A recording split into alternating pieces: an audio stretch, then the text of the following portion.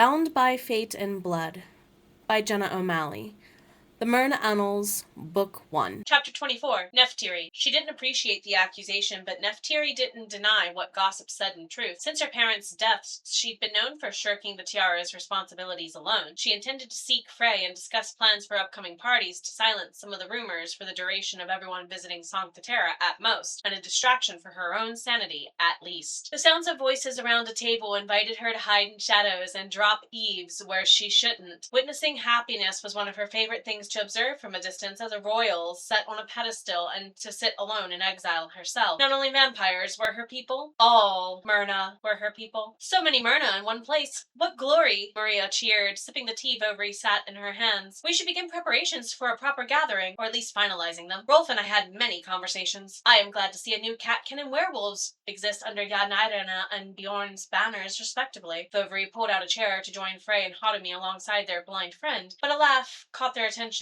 Nephtyri slid further into the shadows and cast herself into the astral realm to hide from familiar feet coming her way. You planned for merriment too soon, an abrasive baritone bass voice mused in a dry sing-song. The male was tall and brawny like Christian with elegant lines instead of hard angles. Mardigan! Hotami leapt to her feet to embrace her fellow songweaver. The half-fae waved his slashed and scar arm in greeting to the others afterward. Are we into making loose lips? Frey returned Mardigan's leer. Depends how into sinking ships you are. I have stories. Young laughter flittered through the air, and a short fae changeling skidded from the shadows with fluttering wings. Muddy-colored hair framed his forever teenage-looking face. Are you drunk so soon, Frey? Do you hear something, Mardigan? You son of a wench's tit. Toos, no casting indoors. Bear's warm voice warned, the tone matching his stocky build. A tall werewolf with windswept hair and frosty lemon eyes peered around the jam as well, with his mature face imbuing a child's innocence. A grin pulled the runic tattoos on his cheeks and chin. She-Fada will not be happy with you, Toos. When are you going to stop being so formal? She asked you not to call her that, Gore. Toos whined. And when will you learn not to argue with the barbarian? Bovary offered each of the winged ones a handshake as they filled in spaces around the large table. No one wants to hear you complain of broken bones when he throws you into a wall again, Toos. Captain Five, the fifth and final member of Arya's personal guard and their only catkin and their leader, joined the table last. What reports have you? Maria stood. Such would be my signal to leave. No, Mardigan laid a hand on the small of her back. Stay. Your story matters as much as others. So long as Toos's friend remains hidden, Maria groused. Gorgor's belly laugh filled the room. Toos glared at him. Mercury's fun and games are not worth hearing Arya complain the entire time we're here. My friend is hiding at the moment. Did your hedgehog find herself stuck in his curly hair again? Frey asked, passing around his flask. Can we focus? Bovary pressed. What news of the gilded governess? Bear inquired. Nephtyri slunk into the shadows further and trained her hearing. Christian's mother? As far as we're aware, she's not alive. Hotami accepted the flask with a dainty swig. Christian returned to the estate before we left London. We searched everywhere. We couldn't find anyone. Lee didn't track them leaving the area either, Frey agreed. They could have fled from London's harbour by boat. Maybe we should have gone north to Scotland after them, as Christian wanted. While we were occupied?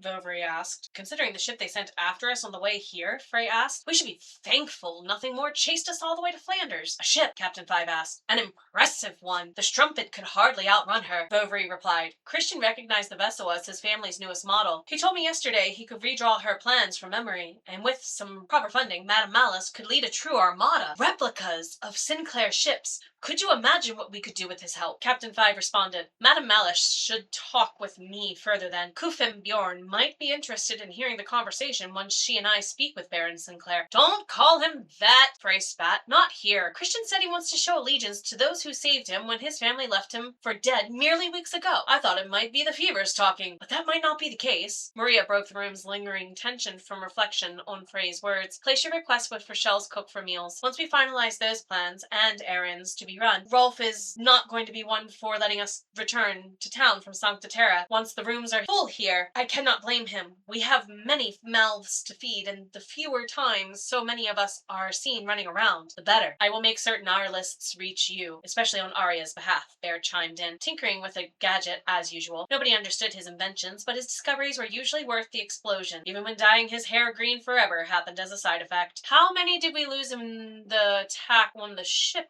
you destroyed then? Thankfully not many. She-Fada saw to the funerary rites, Frey explained. Toos's posture slumped. No wonder she seemed so sad. I don't like it when Nephtyri looks sad. Frey's brow knit into concern, and he sat up straighter. Sad? Painting over the bags on her face does little to hide her weariness. Mardigan agreed and marveled at the carvings on Vovary's bow. Is this one new? Did Modokawa do the engraving? Would you? Bovary yanked his prized weapon away from his fellow archer. Please, stop changing the subject and focus. All of us. Captain Five steered the conversation around. How did you escape the hunters? Bovary hesitated and Frey cackled. Christian had us blow it up, like we said, right in the middle of the water. Bear broke a surprise-laced silence. What? The son of Silas the Slayer? Why would a hunter help us? Gorgor asked. Hadami shrugged. He is the son of a hunter, but he does not know their weight. When he talks about family, he focuses on his Koya, Anna Karina, Silas's only daughter. She was the one to whom Christian wrote those purloined letters I have, not his mother. Are you surprised? Look at the way their mother raised them, callous witch. We should have destroyed her the last time we had the chance, when she was younger and not yet a mother. Toos pouted and crossed his arms. Still mad at myself for not doing that. Some of them knew the governess's taste for torture better than others, Toos included. The stories that built her vile reputation made Merna ill just hearing them. Nephtyri wondered at a distance if she should leave their conversation, and then Bear asked the question to keep her planted in place. What is your assessment of this human? Few humans are worth their salt. Frey's truth was tainted with bitterness. The table of turnlings, changelings, halflings, and other Marina felt the self-deprecating sting. He saved Nephtyri from terroring and activated an outbreak of pox as punishment for his helping us with the ships. He's been wounded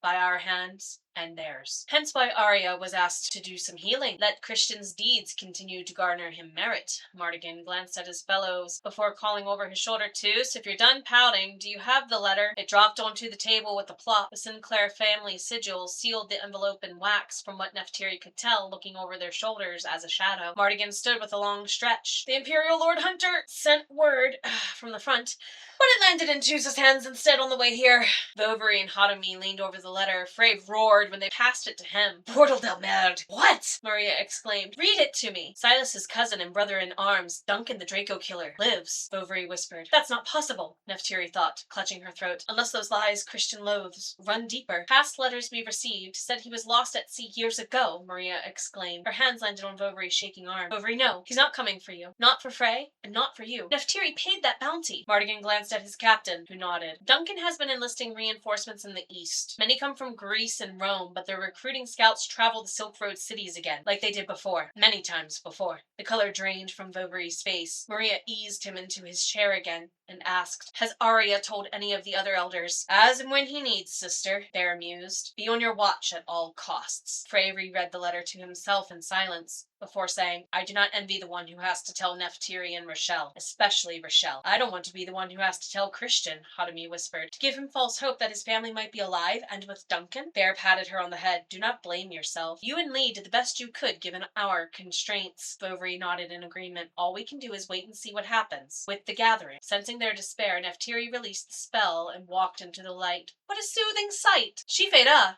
It does well to see you. Stop being so formal, Gorgor. We've been friends too long. She pulled the winged ones into an embrace one by one. What could you be talking about at this hour? Bovary snatched the letter from Frey and tucked it away. Friends spending time together and sharing refreshments before bed. Nothing more. Are you rating Rolf and Maria's creations? Nephtyri asked. Of course. Mardigan lingered the longest with his hug, his frown deepening as he squeezed. You feel thin. Are you feeling well? I'm tired. Shall I stop by later? I will sleep well knowing my loved ones are together. Save your singing for the masquerade. She joined them at the table and accepted Frey's flask. Please keep your chins up, my friends. Christian will be tested, and I need you to judge his merit for yourselves along with the elders. Do you expect trouble from the elders? Bear did not intend for Nephtyri to wince. Things have not been well since Rochelle's favor gained her the tiara instead of Abraxas. Frey wasn't wrong. The entire last century was draining. Ties have yet to heal from his failed nomination to replace her and me, both within covens, clans, and among elders. Nephtyri agreed. We shall see what happens. Maria huffed and stood curtly. She carried empty dishes toward the kitchen. When the door slammed shut, Captain Five and Toos shook their heads, and the changeling spoke. Drowning in denial, is she? Leave her be, Bovary said. Once you bed her, Toos snorted into his drink. Bovary charged after the changeling, and Toos disappeared into the shadows between bouts of eating. Laughter burst from the table, and Bovary simmered with annoyance. Nephtyri raised the flask, and chorusing hands followed. Silliness and joy mattered more than making plans for the nights to come. I propose a toast to our glorious gathering being planned hand to phrase perfection. Captain Five, would you mind? Captain Five stood, holding his drink high. There are good ships and wood ships, ship that sail the sea. The rest of the table joined with rumbling laughter. But the best ships are friendships, and may ours forever be.